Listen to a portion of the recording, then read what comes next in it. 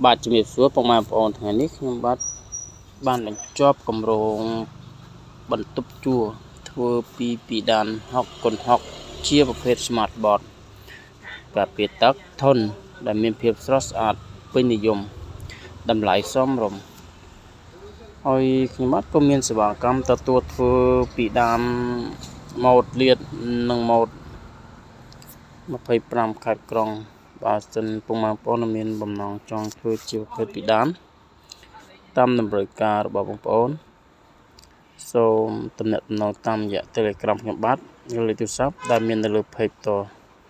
សូមអរគុណនេះគឺជាប្រភេទ Smart Board ដែលមានលេខកូដ505និង303បងប្រុសបងស្រីគាត់កំងចង់បានពីកូដហើយបើសិនជាពុកម៉ែបងប្អូនដែលមានបំណងចង់ធ្វើអាចកំងបានខ្ញុំបាទនឹងរៀបចំជូនហើយតម្លៃសមរម្យ